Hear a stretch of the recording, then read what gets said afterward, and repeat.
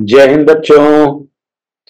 तो आपको अगर ये कोई बोले कि भाई इसका एरिया निकालो तो बहुत आसान है। Area of A triangle half into base into height कर दोगे।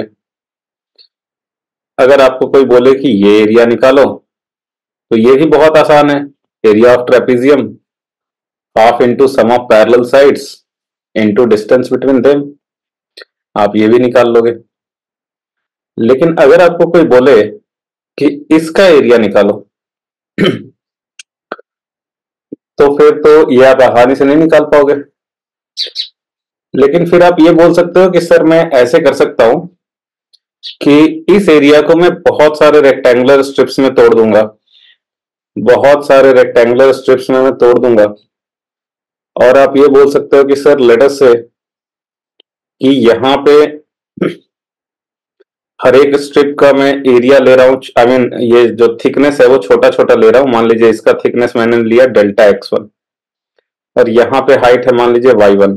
इसका थिकनेस मान लिया मैंने लिया, या आप ये कह लो कि सबका थिकनेस आपने डेल्टा x ही ले लिया। यहाँ पे बोला कि सर यहाँ पे मान लीजिए हाइट है y2, यहाँ पे थिकनेस डेल्टा x के लिए हाइट है y3,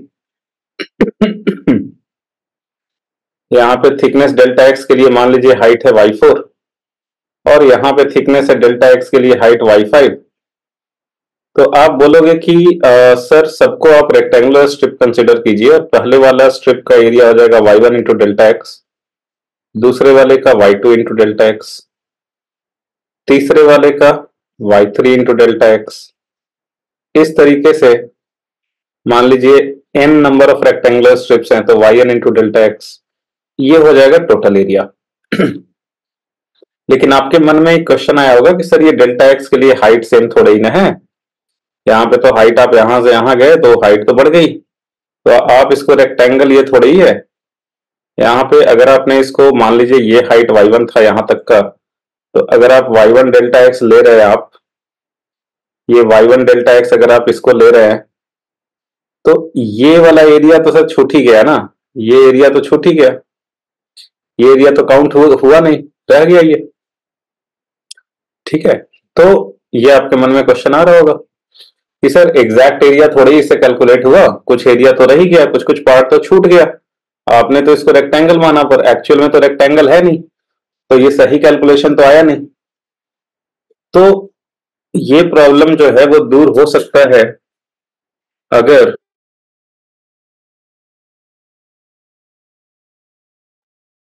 अगर अगर ये डेल्टा एक्स को बहुत ही छोटा मान लो। अगर डेल्टा एक्स जैसे यहाँ पे काइंड ऑफ क्या है कि आप यहां से यहां गए तो ये हाइट बढ़ गई, राइट। लेकिन अगर आप ये जो डेल्टा एक्स है ना इसको बहुत ही छोटा माने, कितना छोटा, tends to zero, tends to zero मतलब 0.0000, ये 20-50 जीरो बैठा दो, लास्ट में एक एक डाल दो। तो अगर आप इससे भी ज्यादा छोटा, बहुत ज्यादा छोटा मान लो, तब आप कह सकते हो कि भाई इतना, आई मीन इतना स्मॉल चेंज हुआ है एक्स में कि वाई में कुछ खास चेंज नहीं हुआ होगा। तो इन दैट केस आप बोल सकते हो कि बहुत सारे छोटे छोटे रेक्टेंगल्स ही बन रहे होंगे कंटिन्यूअस, लगातार। तो वहां पे आपको एरिया एग्जैक्ट मिलेगा। तो एरिया एग्जैक्ट लेने के लिए आपको क्या करना पड़ेगा कि आपको डेल्टा एक्स करना पड़ेगा tends to zero, delta x tends to करना पड़ेगा जीरो, और उसी को हम लोग क्या बोलते हैं, तो डेल्टा एक्स जब टेंड्स टू जीरो होता है तो वही डेल्टा एक्स को हम लोग बोलते हैं डीएक्स, शॉर्ट में डीएक्स बोलते हैं। यानी कि अगर मान लो कि आपने इन जनरल कोई रेक्टेंगुलर स्ट्रिप पकड़ा डीएक्स थिकनेस का, और मान लो वहां पे उसकी हाइट है वाई, तो आप क्या करोगे, सब वाई डीएक्स को जोड़ रहे हो, आप जितने भी y1 dx, y2 dx, y3 dx सबको जोड़ रहे हो। और ये कंटिन्यूअस समेशन को जो है ना लगातार जोड़ने को ही इंटीग्रेशन बोलते हैं। तो integral of y dx continuously add कर रहे हो आप, y1 dx, y2 dx, y3 dx, y4 dx. ठीक है, तो ये लगातार ऐड कर रहे हो, इसी को इंटीग्रेशन बोला जाता है। तो यहां पे एरिया जो है वो क्या हो जाएगा, इंटीग्रल ऑफ वाई डीएक्स। अब ये हमें जो y है वो पता होना चाहिए y हमें x के टर्म्स में पता होना चाहिए कि भाई ये जो फंक्शन है उसमें y का वेरिएशन कैसे हो रहा है, तो वहां पे वो वैल्यू डाल देंगे तो अपना हो जाएगा काम। So integral y dx, indefinite integration में आपने यही पढ़ा था। तो इसका जो ज्योमेट्रिकल मीनिंग है, इसका जो ज्योमेट्रिकल मीनिंग है ये क्या बता रहा है फिर, तो ये बताता है एरिया अंडर ग्राफ। क्या बताता है ये? Area under graph. जैसे मान लो आपको y दिया हुआ है as a function of x, जैसे x square, x cube, sine x, cos x, कुछ भी। तो अगर आपको जो है ना y पता है as a function of x कि x के साथ कैसे वेरिएशन हो रहा है y का, ठीक है। जैसे मान लो कि कुछ भी ऐसे दिया हुआ है, y as a function of x ऐसे पता है हमें, तो y as a function of x पता है। तो अगर मैं इंटीग्रल y dx करूंगा, इंटीग्रल y dx, या फिर उसको कह लो इंटीग्रल fx dx, तो ये दे देगा हमें एरिया अंडर ग्राफ। अब आप बोलोगे सर कौन सा एरिया देगा सर ये, मतलब कौन सा एरिया, कहां से कहां तक का एरिया? तो इसके लिए क्या करो आप कि यहां पे देखो ये dx है, तो आप x एक्सिस पे दो परपेंडिकुलर ड्रॉ करो, और आपको जहां से जहां तक का एरिया चाहिए, जैसे मान लो लेटर से आपको एरिया चाहिए, मान लो आपको एरिया चाहिए यहां से लेके यहां तक का, ठीक है। मान लो आपको एरिया चाहिए यहां से लेके यहां तक का, ये वाली एरिया आपको चाहिए। तो लेटर से यहां पे x की वैल्यू x1 और यहां पे x की वैल्यू x2, तो आप ये लिमिट में डाल दोगे x1 to x2, x1 to x2, तो ये जो एरिया इनक्लोज्ड है यही मिलेगा, इंटीग्रेशन से कैलकुलेट करके जो आएगा वो यही वाला एरिया बताएगा, ये वाला एरिया बताएगा वो, ठीक है। जितना लिमिट डालोगे जहां से जहां तक का, तो वही वाला एरिया वो बताएगा, ठीक है, वही वाला एरिया वो बताएगा। तो इसके लिए आपको देखना है चार चीजें होंगी। एक तो ग्राफ हो गया y equal to f x वाला, एक एक्स एक्सिस हो गया, दो, और दो वर्टिकल लाइंस हो गए जो आपने एक्स एक्सिस पे परपेंडिकुलर ड्रॉ किए हैं। ये चार चीजों से जो एरिया इनक्लोज्ड है वही मिलेगा यहां से, ठीक है, वही मिलेगा। जैसे आप कैलकुलेट करके देख सकते हो, जैसे ये जो ग्राफ है ये स्ट्रेट लाइन, ये है y इक्वल टू 2x का graph, y equal to 2x का ग्राफ है ये, ठीक है। जैसे देखो यहाँ पे x इक्वल टू 1 पे y का वैल्यू 2 है, x इक्वल टू 3 पे y का वैल्यू 6 है, तो ये y इक्वल टू 2x का ग्राफ है। अगर मैं बोलूं कि ये वाला एरिया निकालो, तो ये एरिया तो आप नॉर्मली जो एरिया ऑफ ट्रेपीजियम होता है वहां से निकाल ही दोगे, एरिया ऑफ ट्रेपीजियम से आप निकाल लोगे। तो देखो आप चेक करो ये इंटीग्रेशन वाला चीज काम कर रहा है कि नहीं कर रहा है। तो यहां से आप एरिया ऑफ ट्रेपीजियम का फॉर्मूला होता है half into sum of parallel sides into distance between them, into distance between them, ये आपने पढ़ा होगा 10th में।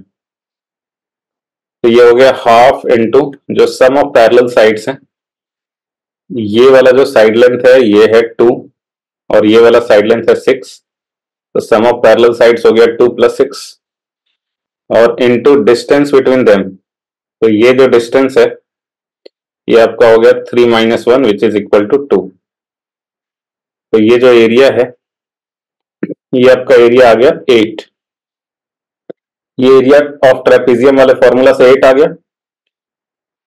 अभी हम लोग देखते हैं कि ये जो है वो इंटीग्रेशन से काम कर रहा है कि नहीं ये फॉर्मूला।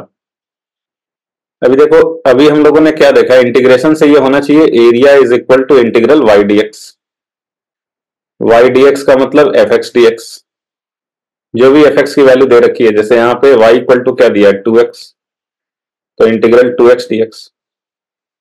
और ये वाला एरिया लिखने के लिए हमें ये लिमिट कहां से कहां तक डालना चाहिए, यहाँ पे x1 इक्वल टू है 1, देखो यहाँ पे x कोऑर्डिनेट 1 है ना, और यहाँ पे x कोऑर्डिनेट दिया हुआ है 3, तो आप ये लिमिट में यही डाल दोगे कि x1 इज इक्वल टू 1 से x2 इज इक्वल टू 3। अब इंडिफिनिट इंटीग्रेशन तो हम लोगों ने पढ़ रखा है, लेकिन ये अच्छा, ये जो लिमिट डालते हैं ना, इसी को बोलते हैं डेफिनेट इंटीग्रेशन। तो कुछ भी डेफिनेट अलग नहीं है इंडेफिनिट से। तो इंडेफिनिट इंटीग्रेशन अगर आपको नहीं आता है करने, तो आपको जो है वो आप इंडेफिनिट का एक अलग से वीडियो है, जाके देख लीजिए, लिंक डिस्क्रिप्शन में दिया हुआ है। कांस्टेंट टर्म यहां से बाहर आ जाएगा, आप लोगों ने देख रखा है। अंदर में रह जाएगा x dx, और ये इसको बोलते हैं लिमिट, लोअर लिमिट बोलते हैं 1, और ये अपर लिमिट हो गया 3। x का जो इंटीग्रेशन होगा, आप लोगों ने फॉर्मूला पढ़ा है, वो क्या हो जाएगा, x to the power 1 plus 1 by 1 plus 1। और ये जो लोअर लिमिट बोलते हैं 1 और ये अपर लिमिट 3, इसको ऐसे ही रहने देना है। तो ये हो जाएगा 2x स्क्वायर बाई 2, और ये हो गया आपका 1 से 3। आप ये 2 जो है वो ब्रैकेट के बाहर निकाल लीजिए, तो अंदर में x स्क्वायर रह गया बस। ठीक है, अभी आपको क्या करना है, इसको ये 2 कट गया, तो ये सिर्फ रह गया x स्क्वायर। ये लिमिट हो गया 1 से 3। अभी क्या होता है, जब ये ब्रैकेट खोलते हैं ना, तो पहले हम लोग x के जगह पे, जो वेरिएबल है उसके जगह पे अपर लिमिट डालते हैं। तो यहाँ पे जैसे x है 3, तो ये हो जाएगा 3 स्क्वायर, फिर ब्रैकेट क्लोज। फिर क्या करते हैं, फिर आपका x के जगह पे लोअर लिमिट डालते हैं, जैसे लोअर लिमिट यहाँ पे 1, तो 1 का स्क्वायर कितना हो गया, ये 9 माइनस 1 8। सेम आंसर आ गया। देखो यहाँ पे भी एरिया 80 आया था, यहाँ पे भी 80 आ गया। तो अब फायदा क्या है, यहाँ पे तो आपको ट्रेपेजियम बन रहा था तो आपने निकाल लिया, बट अगर मान लो ऐसा दे दिया आपको, ऐसा दे दिया आपको, बोला कि यहाँ पे एरिया बताओ, कोई सा भी एरिया निकालने बोल सकता है। जैसे मान लो यहाँ पे आपको ये वाला एरिया बोल दिया निकालने, यहाँ पे अगर आपको बोल दिया कि भाई ये वाली एरिया निकालो, तो यहाँ पे तो कोई ट्रेपेजियम वगैरह बन नहीं रहा है कि आप डायरेक्ट फॉर्मूला लगा दोगे, तो आपको इंटीग्रेशन के ही शरण में जाना पड़ेगा। ठीक है, इंटीग्रेशन के ही शरण में जाना पड़ेगा।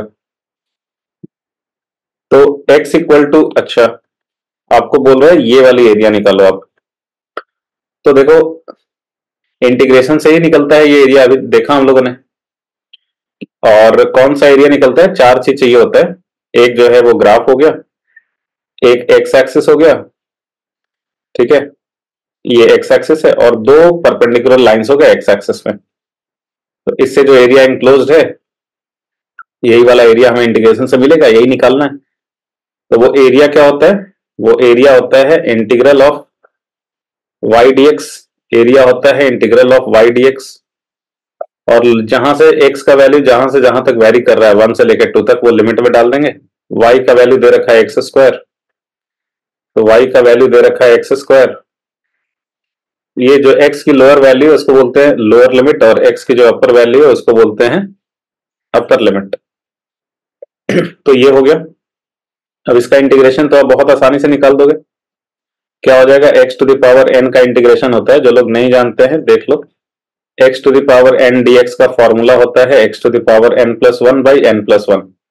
ठीक है, तो ये हो गया, तो ये हो जाएगा x to the power 2 plus 1 by 2 plus 1।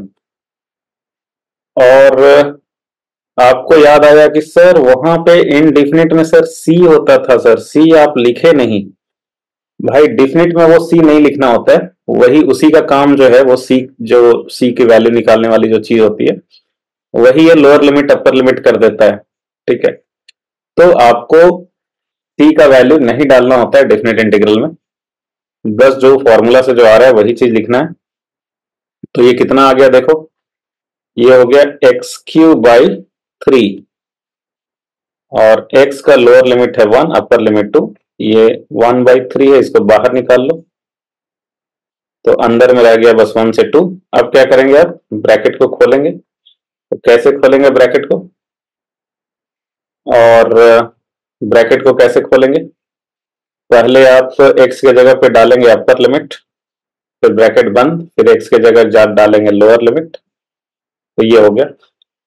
तो इसकी वैल्यू कितनी हो जाएगी, ये हो जाएगा 2 का पावर q हो गया 8 और -1 हो गया 7, तो ये हो गया 7/3। तो ये एरिया हमें निकल गया 7/3।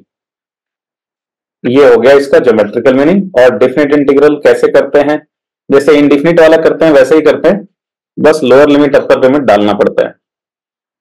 और मजे की बात यह है कि आप फिर कोई सा भी एरिया निकाल सकते हो। जैसे आपको किसी ने बोल दिया कि भाई हमें ये वाली एरिया चाहिए, ये वाली एरिया चाहिए हमें, तो ये वाली एरिया चाहिए कहां से कहां तक, 0 से लेके 1 तक। तो आप बोलोगे सिंपली हम जो है वो लिमिट डाल देंगे x = 0 से 1। तो यहाँ पे इंटीग्रल x² dx क्या हो गया, x³ 3, ठीक है।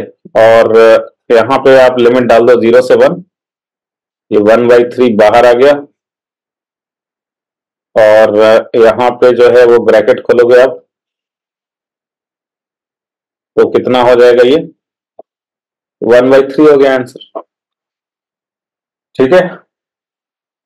तो इंडेफिनिट वाला ही चीज है, बस लोअर लिमिट और अपर लिमिट वो लास्ट में ब्रैकेट खोलते टाइम बस वो चेंज होता है, बाकी सब कुछ सेम ही है इंडेफिनिट जैसा।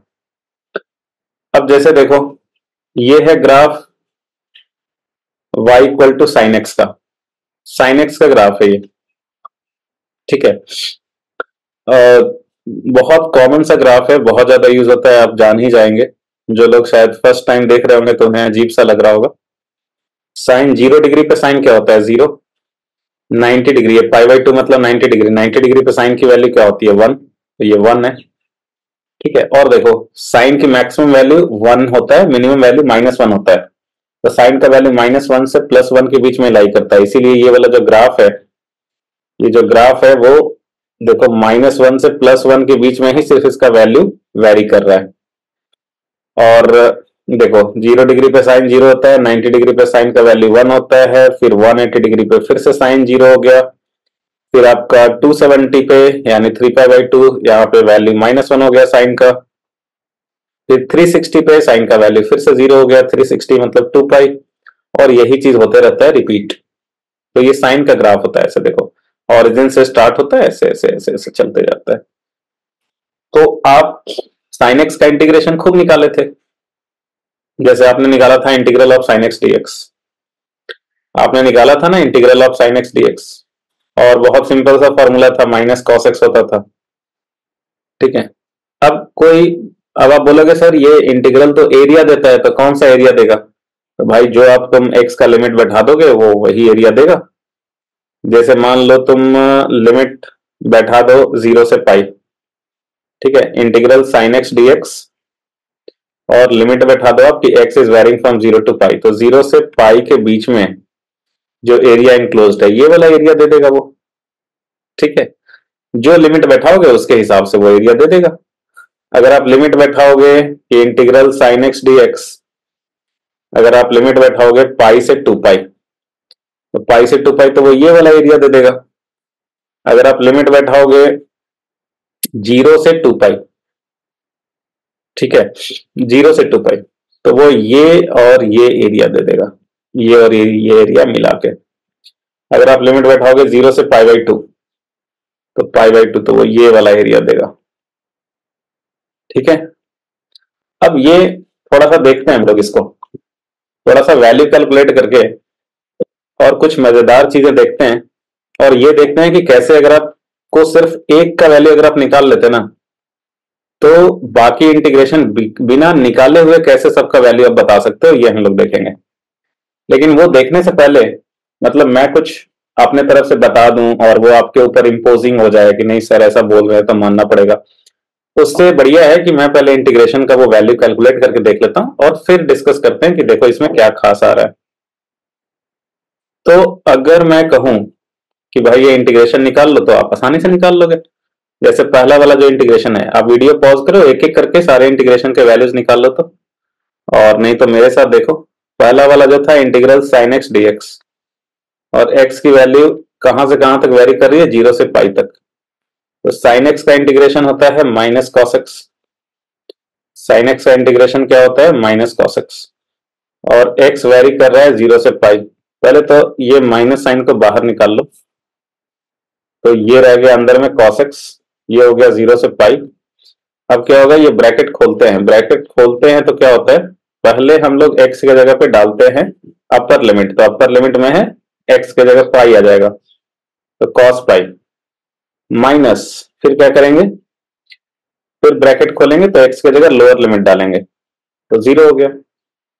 तो कितना हो जाएगा ये, तो ये हो जाएगा कितना, इक्वल टू हो जाएगा माइनस, और ये ब्रैकेट में cos पाई की जगह -1 और cos 0 की जगह 1, तो ये कितना हो गया, -1 -1 -2, ये हो गया +2।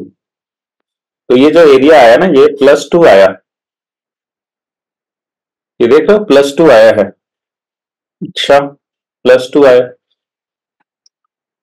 +2 कौन सा एरिया आया, 0 से लेके पाई तक, 0 से लेके पाई तक ये एरिया आया +2। अच्छा, तो नेक्स्ट जो क्वेश्चन है पाई से 2 पाई, इसका मैं आंसर बिना इंटीग्रेशन करे हुए बता देता हूं, और अभी देख लेते हैं कैसे आता है। पाई से 2 पाई देखो, ये जो एक्स एक्सिस के नीचे जो एरिया बनेगा ना, वो होगा निगेटिव। अच्छा, और ये ग्राफ होता है सिमेट्रिकल, मतलब जैसा ग्राफ इधर ऊपर में बना है बिल्कुल वैसा ही ग्राफ नीचे में बनता है। तो ऊपर वाला जितना एरिया का वैल्यू होगा ना, इधर वाले एरिया का भी वैल्यू उतना ही होगा, पर since it is forming below the x axis, नीचे बन रहा है एक्स एक्सिस के, तो ये माइनस में आएगा। तो इधर वाला एरिया अगर +2 आया है तो इधर वाला एरिया आएगा -2। तो आप देखो, आप इंटीग्रेट करके देखो पाई से 2 पाई तक, इसका वैल्यू -2 आएगा। तो सेकंड वाला इंटीग्रेशन करो आप, integral of sine x dx, और x की लिमिट बैठा दो आप पाई से लेकर 2 पाई तक। तो साइन एक्स का इंटीग्रेशन क्या होगा, -cos x, और ये आप बैठा दो पाई से 2 पाई, माइनस साइन को निकाल लो बाहर, तो ये क्या होगा माइनस। अब क्या करो आप कि ब्रैकेट खोलने के बाद पहले आप अपर लिमिट बैठाओ, x की जगह पे अपर लिमिट, और फिर आप लोअर लिमिट बैठाओ, तो ये क्या हो जाएगा, ये हो जाएगा -cos of 2 pi. cos of 0 degree क्या होता है, +1, तो 2 पाई मतलब 360, तो वो भी तो वही होता है, तो ये हो गया +1, और माइनस cos ऑफ 180 क्या होता है, वो -1 होता है, तो क्या हो गया -1 -1 +1, तो ये देखो -2 आ गया ना -2। अच्छा, आ गया -2, बहुत बढ़िया सर, ये तो समझ में आ गया। ये 0 से पाई तक का एरिया इधर वाला अगर पॉजिटिव लेंगे तो इधर सिमेट्रिकल, इधर एरिया एक्स एक्सिस के नीचे उतना ही निगेटिव हो जाएगा। लेकिन सर अगर 0 से लेकर पूरा 2 पाई तक बोले तो 0 से लेकर पूरा 2 पाई तक बोले तो इधर वाला एरिया +2 है, इधर -2 है, दोनों को जोड़ दो तो वो हो जाएगा +2 -2 0। तो देखो, अगर आप ये इंटीग्रेशन करोगे ना 0 से लेकर 2 पाई तक, तो इसका देख लो 0 आएगा, करके देखते।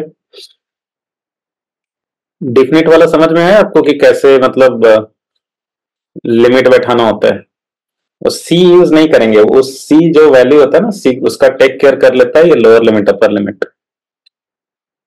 तो यहां पे बैठा दो आप इंटीग्रल साइन एक्स dx, और यही था ना, लिमिट जो है वो इस बार डालना है 0 से लेकर 2 पाई तक। देखो इसका वैल्यू आ जाएगा 0, तो साइन एक्स का इंटीग्रेशन हो गया -cos x, और x इज वेरिंग फ्रॉम 0 से 2 पाई, माइनस साइन को आप बाहर निकाल लो, x की वैल्यू 0 से 2 पाई तक वेरी कर रही है, तो माइनस, अब ब्रैकेट खोलो तो पहले x के जगह पे डालेंगे लोअर लिमिट, और फिर x के जगह पे डालेंगे, सॉरी पहले डालेंगे अपर लिमिट फिर लोअर लिमिट, तो ये हो जाएगा माइनस cos ऑफ 2 पाई वही होता है जो cos ऑफ 0 होता है, विच इज +1, और माइनस cos ऑफ 0 हो गया 1, तो ये देखो 1 - 1 क्या हो गया 0, तो ये 0 आ गया।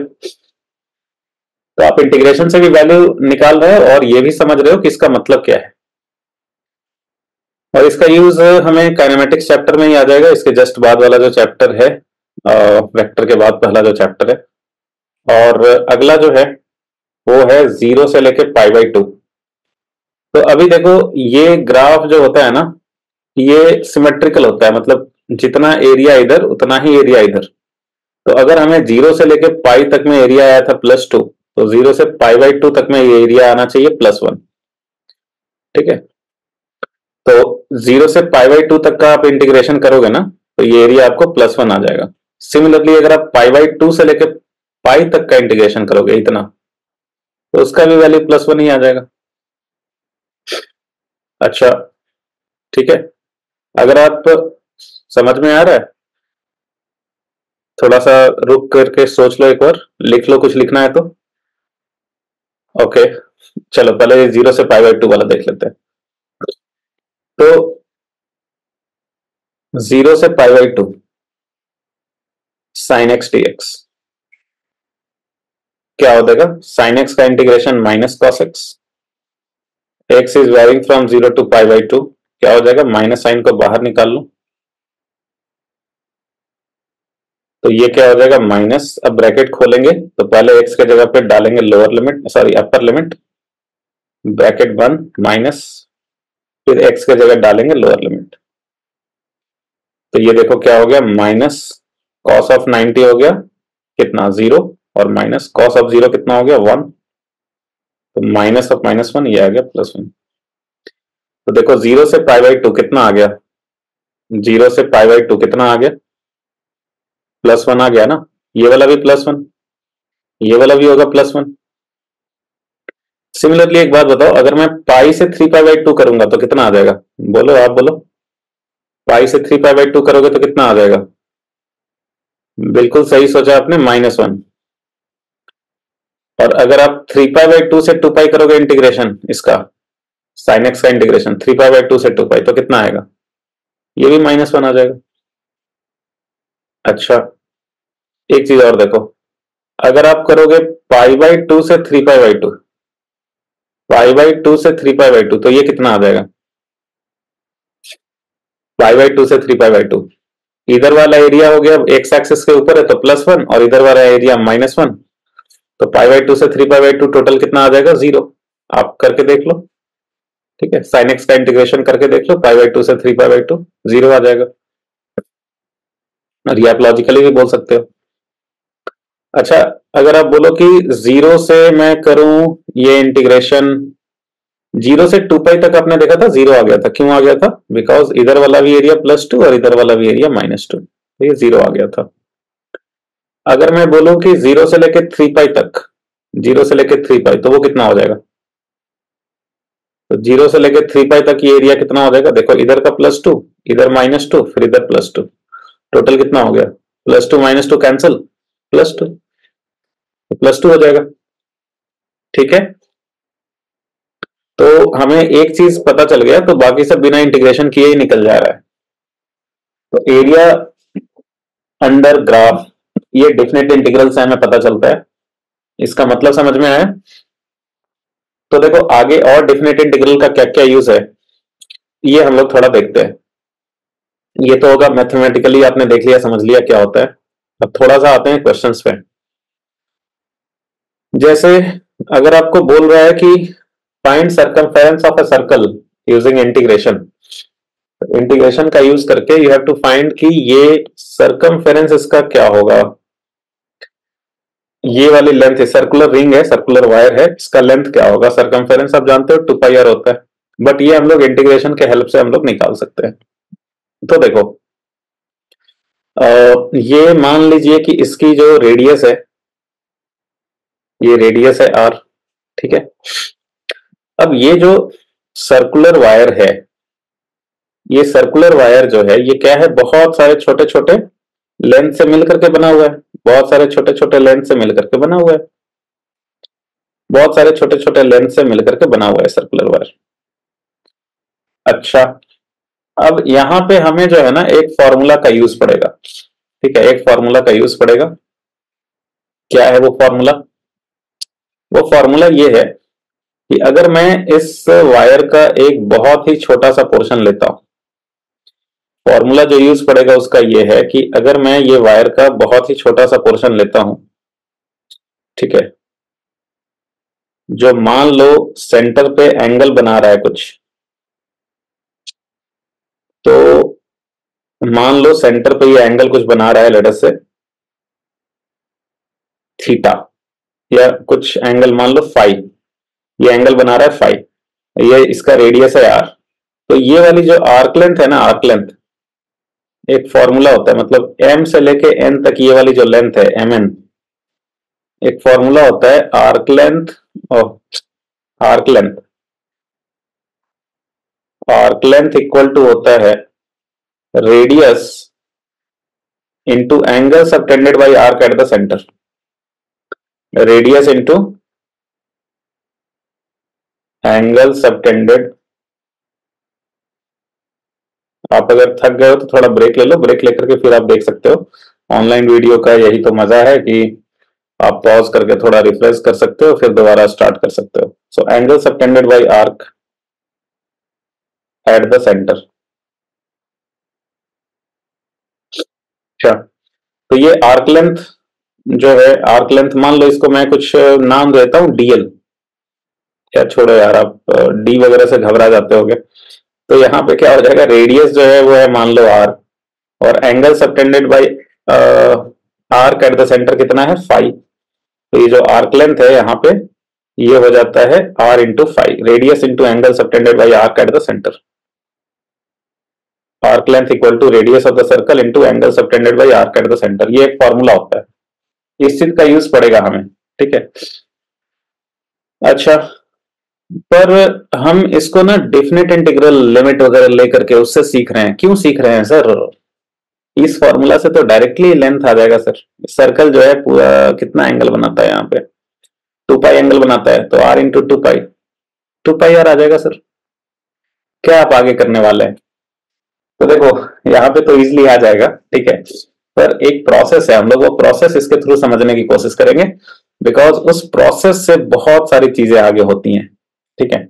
और वही वाला प्रोसेस बच्चों को ना समझ में नहीं आता है।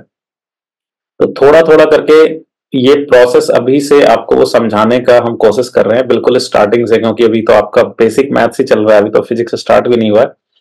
बट आगे जब आप पढ़ते हैं सेंटर ऑफ मास वगैरह वाला चैप्टर, रोटेशन में मोमेंट ऑफ इनर्शिया वगैरह, तो ये प्रोसेस जो है वो बहुत इंपॉर्टेंट हो जाता है। और वहां पे बच्चों को मतलब सबसे ज्यादा प्रॉब्लम इसी प्रोसेस से आती है। तो थोड़ा थोड़ा करके वो प्रोसेस अभी से सिखाने की कोशिश कर रहे हैं आपको, तो इसको ध्यान से सुनना, ये मत सोचना कि ये यूजलेस है, इसका कोई काम नहीं है, ठीक है। तो क्योंकि यूजलेस चीजें तो हम बताते ही नहीं है, जिसका यूज नहीं है। तो यहाँ पे देखो, अभी मैंने बोला कि ये जो सर्कल है, ये जो सर्कल है, इसको आप कंसिडर कर सकते हो कि ये बहुत सारे छोटे छोटे, बहुत सारे छोटे छोटे, इसको एलिमेंट्स बोल रहे हैं, बहुत सारे छोटे छोटे एलिमेंट्स से मिल करके बना है। अब ये एलिमेंट्स की खास बात यह है कि सबका डिस्टेंस सेंटर से सेम है, सबका डिस्टेंस सेंटर से सेम है, लेकिन सबका ओरिएंटेशन अलग अलग है। ओरिएंटेशन अलग अलग है मतलब सब अलग अलग एंगल पे रखा हुआ है, समझ लो क्या है, सब अलग अलग एंगल पे रखा हुआ है, ओरिएंटेशन अलग अलग है सबका। तो देखो ये जो प्रोसेस है ना, उसमें क्या करते हैं हम लोग कि जो चीज वेरी कर रहा है उसी को वेरी कराते हैं थोड़ा सा से। क्या वेरी कर रहा है सर? जैसे मान लो कि ये जो है, इसको मैं अपना एक रेफरेंस लाइन मानता हूं, लेट अस से कि मैं सारे एंगल यहां से मेजर करूंगा।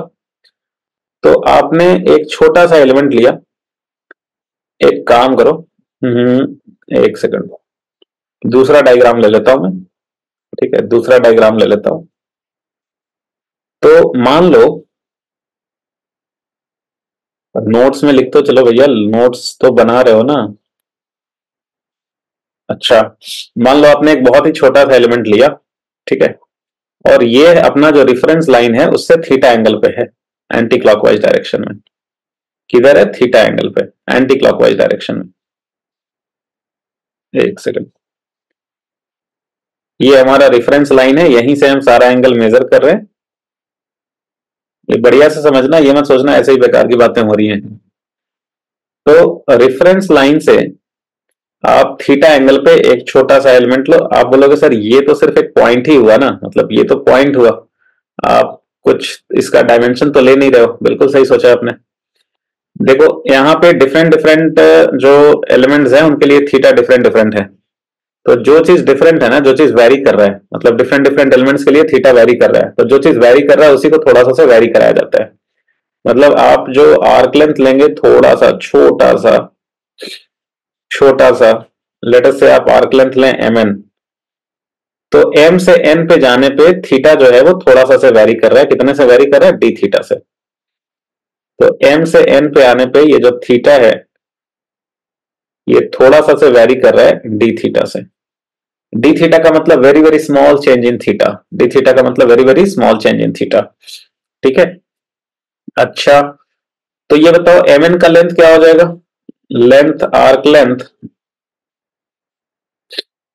लेंथ mn, ये इक्वल टू क्या हो जाएगा, ये इक्वल टू हो जाएगा रेडियस अगर इसकी है r, रेडियस अगर है इसकी r, तो r into angle subtended by arc at the centre, तो वो है डी थीटा। ये जो छोटा सा आर्क है वो कितना एंगल बना रहा है यहाँ सेंटर पे, डी थीटा, तो r इंटू डी थीटा। और मेरे दोस्त ये जो सर्कल है ये ऐसे बहुत सारे छोटे छोटे एलिमेंट्स का कलेक्शन है। जो एलिमेंट यहाँ पे है उसके लिए थीटा की वैल्यू 0 डिग्री है, जो एलिमेंट यहाँ पे है उसके लिए थीटा की वैल्यू 90 डिग्री है, 90 मतलब π/2। जो एलिमेंट यहाँ पे है उसके लिए थीटा की वैल्यू 180 डिग्री है, 180 डिग्री का मतलब पाई। जो एलिमेंट यहाँ पे है उसके लिए थीटा का वैल्यू 270 है, 270 का मतलब 3π/2। और वापस पूरा घूम के आएंगे तब जाके एक चक्कर कंप्लीट होगा और तब यहाँ पे ये एंगल बन जाएगा 360, 360 का मतलब 2π। तो डिफरेंट डिफरेंट एलिमेंट्स के लिए जो है ना वो थीटा कहां से कहां तक वेरी कर रहा है, 0 से 2π। तो ये हम लोग लिखेंगे कि for circle theta is varying from, theta is varying from 0 to 2π। आपको लग रहा होगा कि सर क्या कर रहे हैं यार, ठीक है क्या कर रहे हैं सर, क्या मजाक चल रहा है, पेशेंस रखो, बहुत फायदा होगा इसका। तो for circle theta is varying from 0 to 2π। आगे ये प्रोसेस से हम लोग आगे बहुत कुछ सीखेंगे, सर्कुलर प्लेट का एरिया निकालना, फिर स्फेयर का वॉल्यूम निकालना, ठीक है।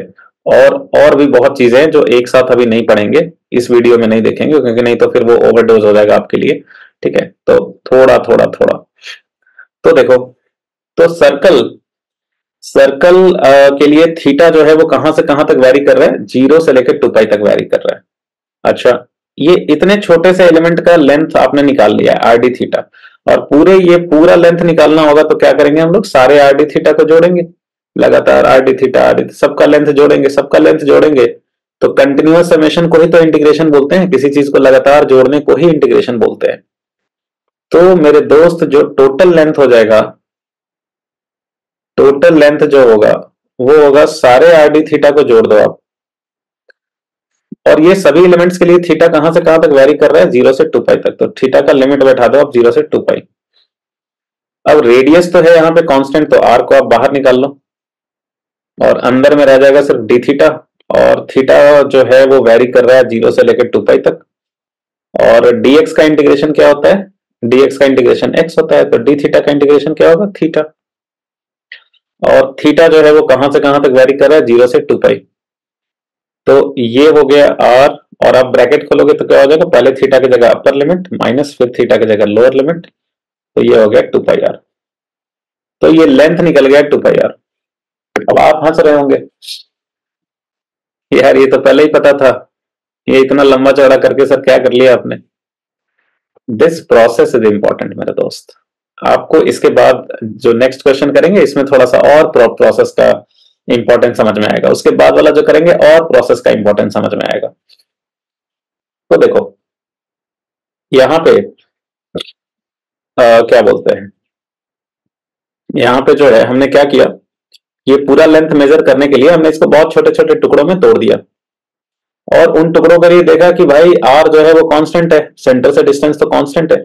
देखो सेंटर से डिस्टेंस कांस्टेंट है, इसीलिए हम लोग ये आर कांस्टेंट है इसीलिए इंटीग्रेशन के बाहर निकाल लिए थे, अदरवाइज नहीं निकाल पाते। तो सबके लिए वेरी क्या कर रहा था, सबके लिए वेरी कर रहा है थीटा। तो जो चीज वेरी करता है हम लोग एलिमेंट ऐसा लेते हैं कि उसी को थोड़ा सा से वेरी कराएं, थीटा को थोड़ा सा से वेरी कराएं। तो हम लोगों ने इतना छोटा सा एलिमेंट लिया जिसके लिए थीटा वेरी कर रहा है डी थीटा से। अच्छा, थीटा वेरी कर रहा है इस एलिमेंट के लिए डी थीटा से, तो हमने इसका लेंथ लिख दिया, इसका लेंथ हो गया radius into angle subtended by arc at the centre that is d theta. तो इसका लेंथ हो गया आर डी थीटा, इसकी लेंथ हो गई आर डी थीटा। फिर हमने कहा कि भाई सारे ये आर डी थीटा को जोड़ दो, और कंटिन्यूअस समेशन को ही इंटीग्रेशन बोलते हैं।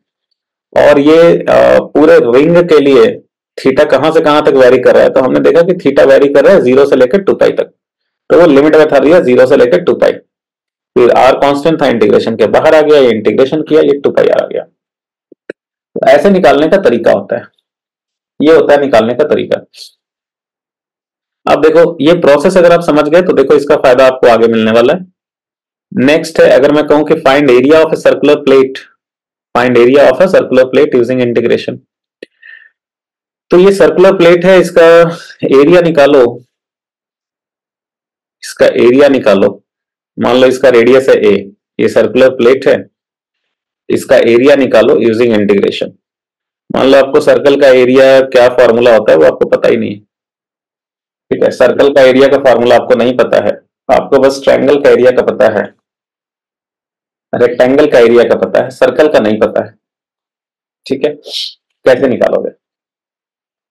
तो अभी जैसे आपने देखा कि हमने क्या किया था, इसको रिंग को बहुत ही छोटे छोटे पार्ट्स में तोड़ दिया था और एक पार्ट का लेंथ निकाला था और फिर सभी लेंथ्स को जोड़ दिया था। वैसे ही ये सर्कल को क्या हम लोग ऐसा कुछ छोटे छोटे पार्ट्स में तोड़ सकते हैं जिनका हमें एरिया जो है वो पता हो निकालना? तो आप बोलोगे हाँ सर, कैसे भी छोटे छोटे पार्ट्स में तोड़ दो, कैसे भी छोटे छोटे पार्ट्स में तोड़ दो। आप बोलोगे सर आप इसको जो है वो रेक्टेंगल में तोड़ दो, छोटे छोटे रेक्टेंगल्स में, या फिर आप इसको छोटे छोटे ट्रायंगल्स में तोड़ दो, छोटे छोटे ट्रायंगल्स में, या फिर आप इसको जो है वो रिंग्स का कलेक्शन ले सकते हो, रिंग्स का कलेक्शन ले सकते हो। बोलने को आप कुछ भी बोल सकते हैं, लेकिन उसको मैथमेटिकल फॉर्म में कन्वर्ट करके फाइनल आंसर तक लाना, किसमें पॉसिबल हो पाएगा किसमें पॉसिबल नहीं हो पाएगा वो देखते हैं। वही चीज तो इंपॉर्टेंट होता है, इसीलिए तो फिर बच्चे स्ट्रगल करते हैं इस चीज में, ठीक है।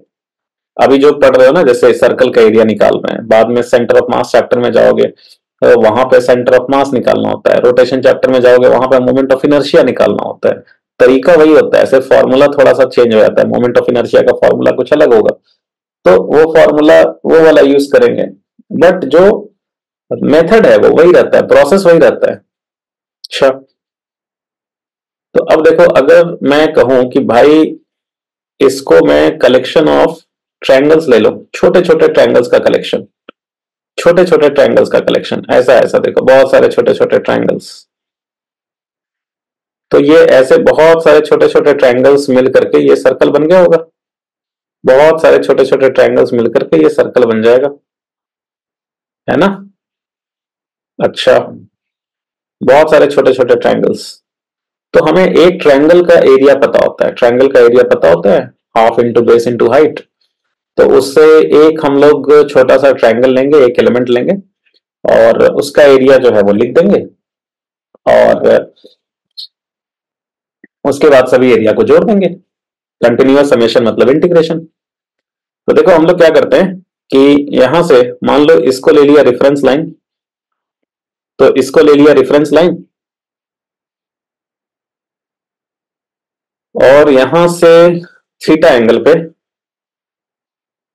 ये आपका जो है यहां से थीटा एंगल पे ये बहुत ही छोटा सा ट्रायंगल लिया जिसमें मेरे दोस्त ये बहुत ही थोड़ा सा से थीटा वेरी कर रहा है, बहुत ही थोड़ा सा से वेरी कर रहा है d theta. This angle is d theta, d theta is no, d theta बोलने dx बोलने का मतलब ये होता है very very small change in x, infinitely small change in x, ठीक है। मतलब dx कहने का मतलब बहुत छोटा, 0.000, 50 100 जीरो बैठा दो फिर लास्ट में 1 डालो, तो इनफाइनाइटली स्मॉल इसका मतलब ये होता है कि जितना छोटा तुम सोच सकते हो। तो यहां पे मैं ये बोल रहा हूं कि इस पॉइंट से लेट अस से मान लो कि ये पॉइंट है m और ये पॉइंट है n, तो m से n पे जाने में जो थीटा में चेंज हुआ है वो बहुत ही स्मॉल चेंज हुआ है, इनफाइनाइटली स्मॉल डी थीटा। तो अगर मतलब ये तुम सोचो कि ये जो लाइन है इसको मैं थोड़ा सा से सेंटर के अबाउट फिक्स रख करके इसको मैं थोड़ा सा से घुमा दूं डी थीटा से, तो ये वाला m वाला पॉइंट n पे पहुंच जाएगा, रेडियस वही रखा है, लेंथ ऑफ द लाइन वही रखा है और इसको थोड़ा सा से घुमा दूं मैं तो ये वाला पॉइंट m वाला पॉइंट n पे पहुंच जाएगा, है ना।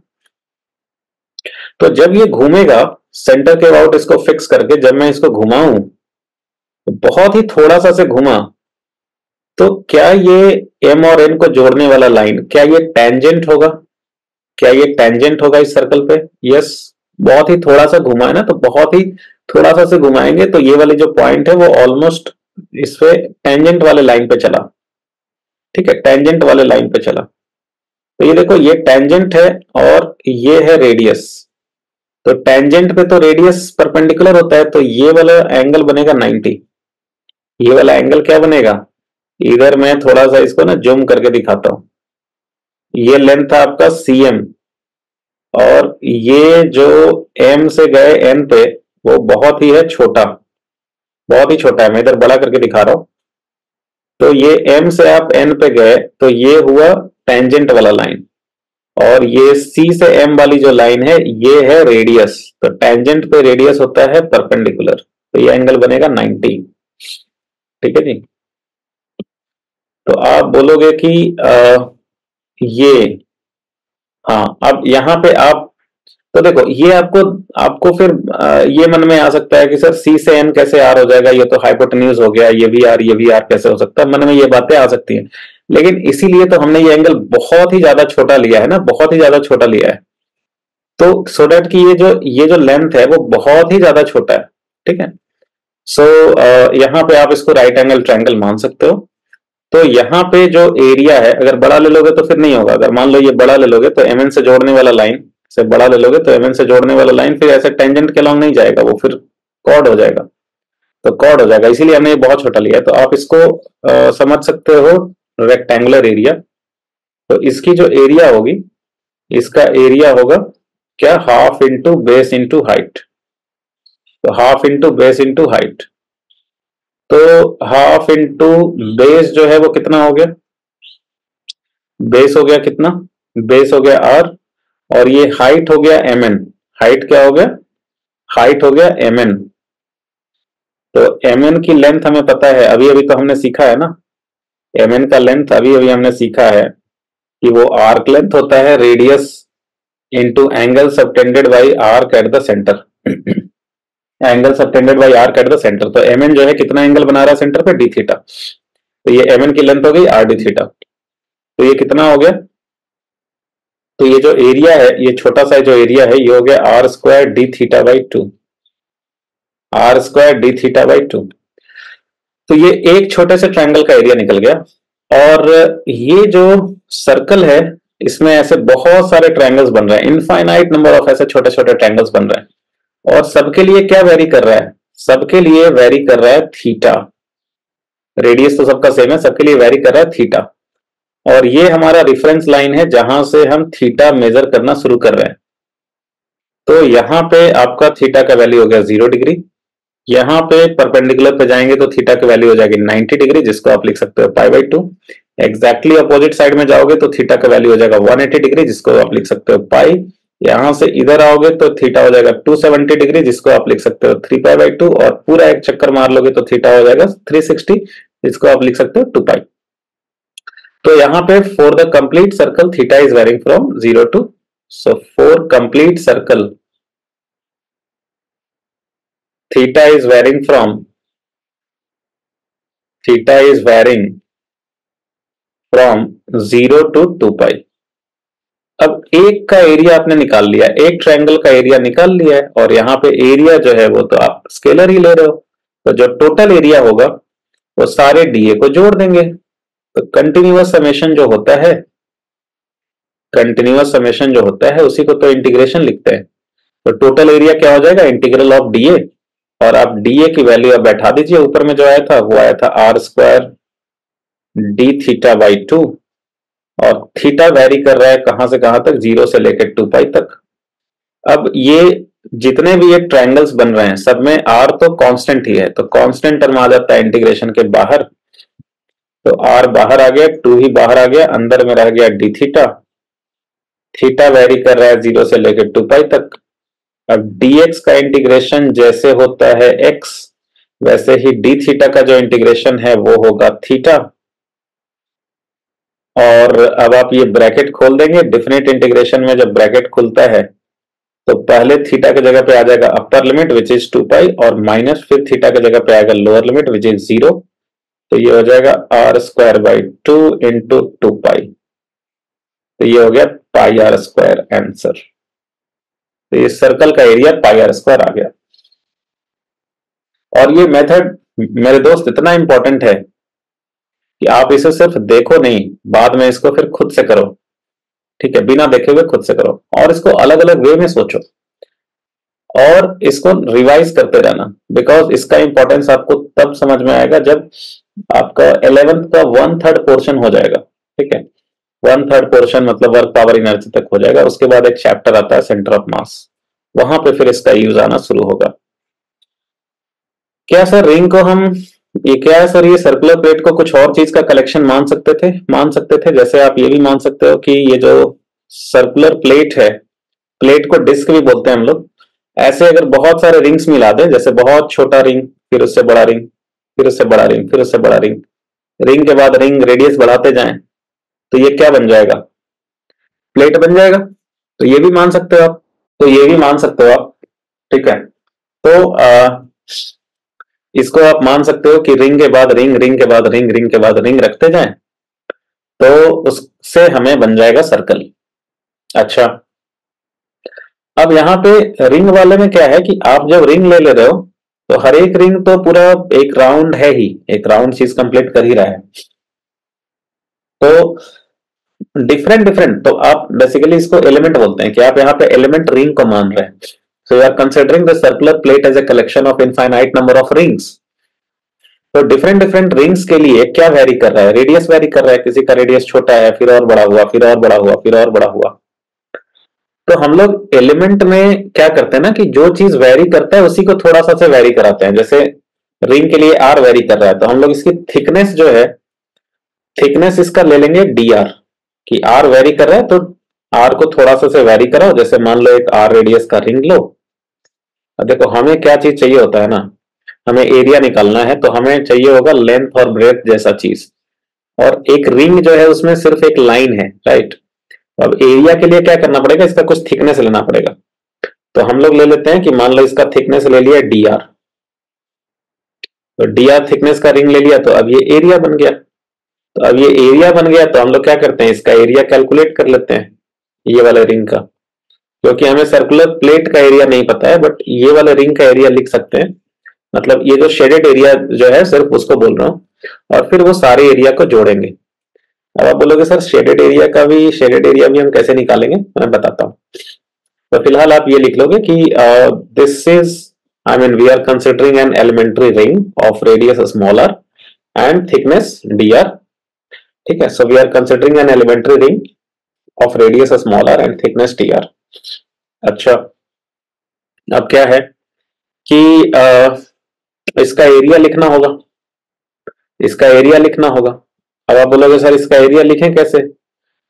तो सर क्या मैं इसका एरिया पाई आर स्क्वायर लिख सकता हूँ? बिल्कुल नहीं, बिकॉज पाई आर स्क्वायर तो ये तुम्हें अंदर का एरिया दे देगा, हमें सिर्फ ये शेडेड वाला एरिया चाहिए, सिर्फ शेडेड वाला area. Actually pi r square तो हमें पता भी नहीं है, सर्कुलर प्लेट का एरिया ही तो निकालना है, वो तो हमें पता ही नहीं। तो ये इसका एरिया ये लिखने के लिए आप क्या कर सकते हो, आप बोलोगे कि सर अगर मुझे रेक्टेंगल का सर पता है, तो अगर मैं सर इसको यहां से रिंग को काट दूं, एक जगह से काट दूं, और काट के सर इसको ना पूरा खोल के लंबा कर लें, तो पूरा लंबा कर लें ये रिंग को काट के, तो क्या वो रेक्टेंगल बन जाएगा? बिल्कुल बन जाएगा। तो ये जो रिंग है वो क्या बन जाएगा? रेक्टेंगल बन जाएगा। और उसकी लेंथ कितनी हो जाएगी? जितना इसका सरकमफेरेंस था, दैट इज 2 पाई आर। और इसका थिकनेस कितना हो जाएगा? D R. इसका थिकनेस हो गया डी आर, ठीक है। बिकॉज आपने ये वाला जो थिकनेस है ना, ये डी आर लिया है, D R. D R is very very small change in are. तो आप अंदर वाले रिंग से बाहर वाले रिंग पे जा रहे हो, तो रेडियस में चेंज हुआ है डी आर से, ठीक है। तो थिकनेस इसका डी आर है। तो आप ये रेक्टेंगल को खोल करके, सॉरी ये रिंग को खोल के लंबा कर लोगे, तो ये बन जाएगा रेक्टेंगल। क्या बन जाएगा? यहां से एक जगह से काट दिया और काट करके लंबा कर दिया, तो क्या बन जाएगा? ये रेक्टेंगल बन जाएगा। तो रेक्टेंगल का लेंथ हो जाएगा 2 पाई आर और इसका थिकनेस है डी आर। अभी हमें रेक्टेंगल का एरिया का फॉर्मूला पता है, तो इसका जो एरिया है, मान लो इसका एरिया को नाम देते हैं डीए। तो डीए क्या हो जाएगा? रेक्टेंगल का area which is length into breadth. तो इसका लेंथ कितना है? 2 पाई आर, और ब्रेड्थ कितना है? D R. तो इस रिंग का एरिया हमें पता चल गया, ये शेडेड वाला एरिया। तो शेडेड वाला एरिया पता चल गया। अब ये जैसे ग्रीन वाला शेडेड एरिया पता चला, वैसे ही व्हाइट वाला शेडेड एरिया पता चल जाएगा, वैसे ही येलो वाला शेडेड एरिया पता चल जाएगा, और वो सभी एरिया को जोड़ देंगे। अभी एरिया यहाँ पे हम लोग स्केलर ही ले रहे हैं, तो जो टोटल एरिया होगा वो क्या हो जाएगा, सारे डीए को जोड़ देंगे। तो जो टोटल एरिया होगा वो हो जाएगा सारे डीए को जोड़ना। कंटिन्यूअस समेशन मतलब इंटीग्रेशन, तो कंटिन्यूअस समेशन मतलब इंटीग्रेशन, तो यहाँ पे 2πr dr, डीए का वैल्यू बैठा दिया।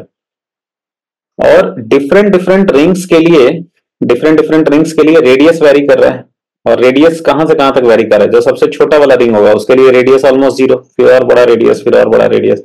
जो सबसे बड़ा वाला यहाँ पे रिंग बनेगा उसका रेडियस होगा ए, सबसे बाहर वाला रेडियस ए था।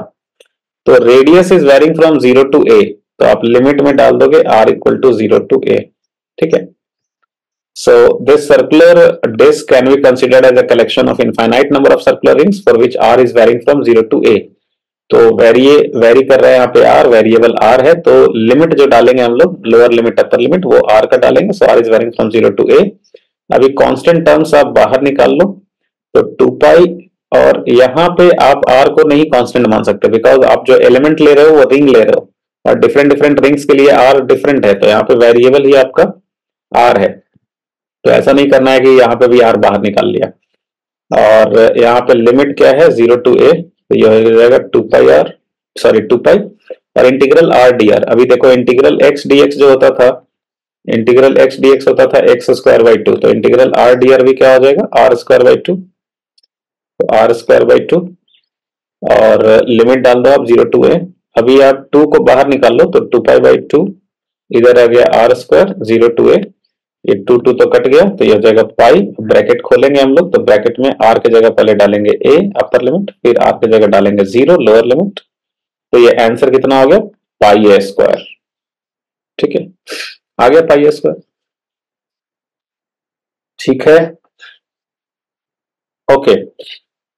अब आपके मन में एक और शायद क्वेश्चन आ रहा होगा कि सर आपने ये सर्कल को कंसिडर कर लिया collection of triangles, collection of rings, क्या मैं इसको सर कलेक्शन ऑफ रेक्टेंगल्स मान सकता हूं क्या? रेक्टेंगल्स मेरे दोस्त, कलेक्शन ऑफ रेक्टेंगल्स मान सकते हो, पर मानना जो है वो गलत बात नहीं है, ठीक है, पर उसको मैथमेटिकल फॉर्म में लाना वो यहाँ पे काफी मुश्किल हो जाता है। तो उसको हम लोग जो है इस लेवल पे आपके लिए वो सही नहीं है, उसको पोलर कोऑर्डिनेट्स का यूज करके और उस तरीके से फिर किया जाता है। तो उसको मैं बाद में सेंटर ऑफ मास जब बताऊंगा वहां पे उस तरीके से भी करवा दूंगा, ठीक है। वहां पे आपका जो है सेमी सर्कुलर डिस्क का निकालना होता है सेंटर ऑफ मास, उसको दो तरीके से किया जाता है, एक क्या बोलते हैं, सेमी सर्कुलर वायर्स का भी कलेक्शन लेकर के, और ऐसे एक रेक्टेंगल जो उसको पोलर फॉर्म बोलते हैं, वहां पे वो बताएंगे। अभी आपके लिए इतना रिक्वायर्ड नहीं है, एक ही बार में वो पचा नहीं पाओगे आप। अभी जितना बता रहे हैं उसको बढ़िया से देखना है, समझना है, प्रैक्टिस करना है, लिखना है, ठीक है। और इसके लिए आप, अगर आप बिल्कुल नए स्टूडेंट हैं तो आप मुझे बाद में थैंक यू बोलेंगे, बिकॉज इसका इंपॉर्टेंस जो भी बता रहा हूं उसका आपको बाद में समझ में आएगा। तो नेक्स्ट है find volume of A solid sphere using integration.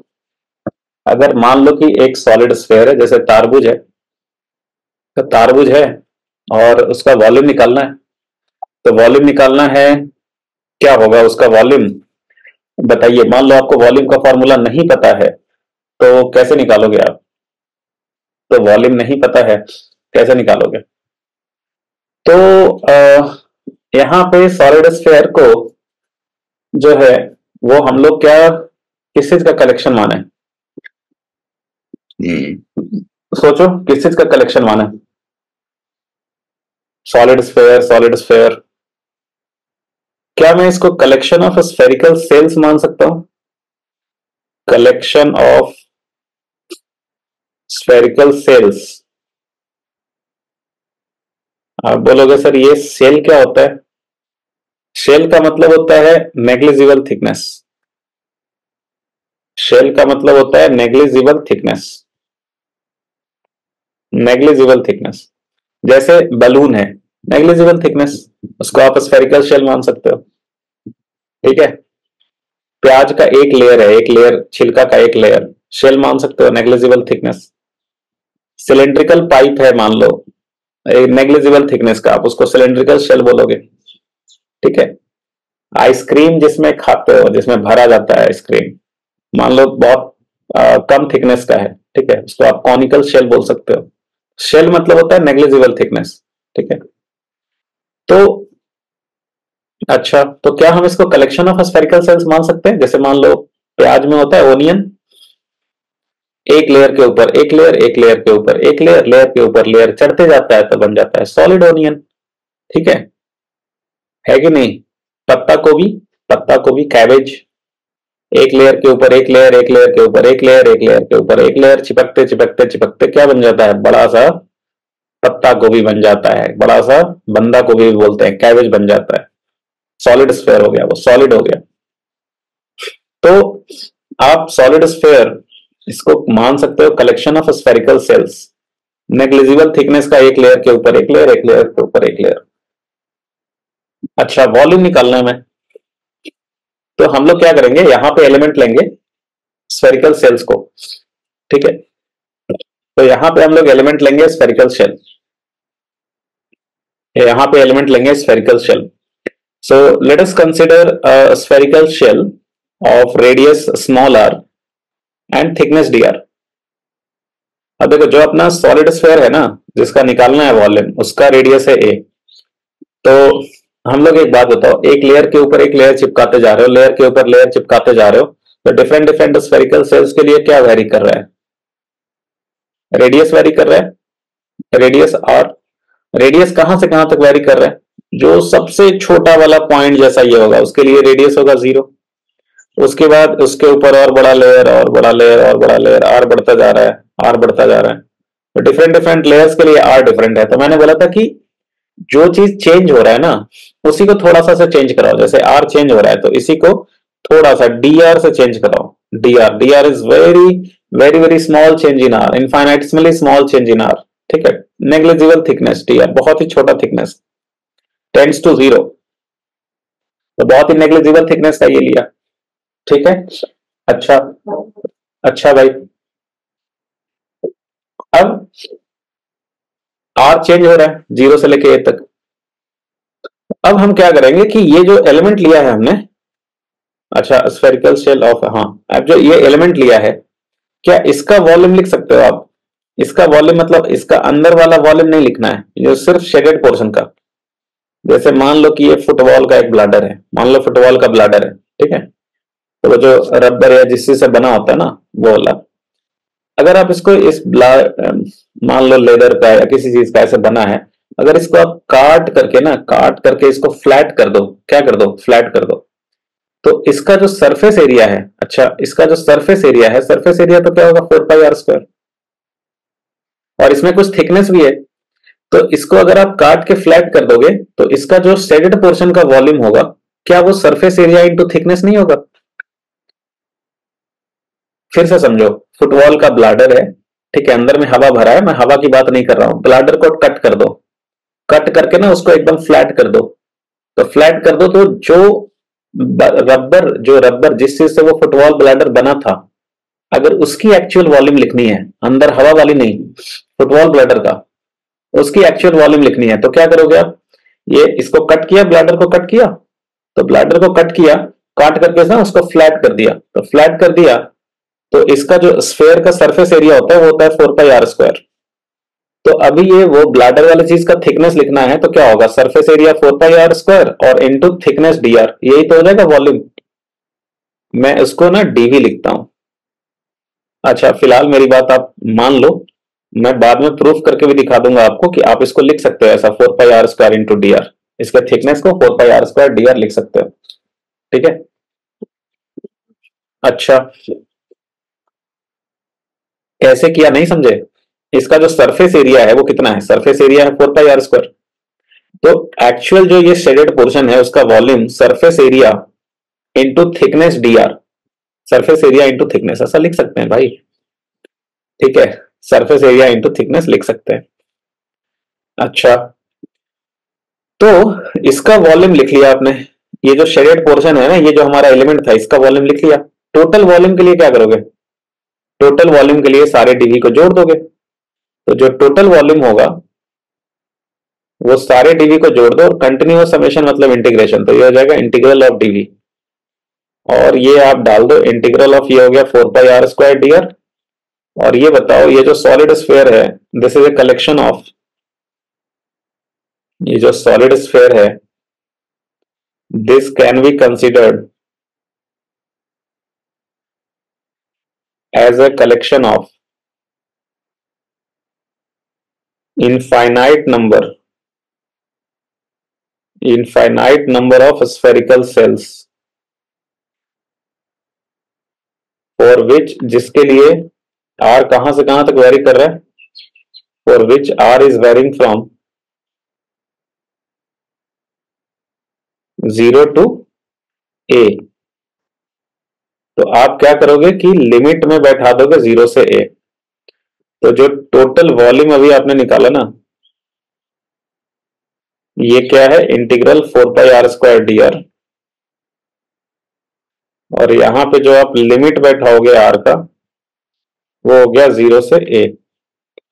4π जो है वो कांस्टेंट टर्म है, बाहर निकाल लो। अंदर में r वेरिएबल है यहाँ पे, बिकॉज डिफरेंट डिफरेंट एलिमेंट्स के लिए r की वैल्यू डिफरेंट है। तो आप सॉलिड स्फीयर को कलेक्शन ऑफ स्फेरिकल सेल्स ही ले रहे हो ना, और वो डिफरेंट डिफरेंट स्फेरिकल सेल्स का रेडियस अलग है, तो r वेरिएबल हुआ यहाँ पे। वेरिएबल वो इंटीग्रेशन के बाहर ही रहे, सॉरी अंदर ही रहेगा। तो इंटीग्रल r² क्या हो जाएगा, r⁴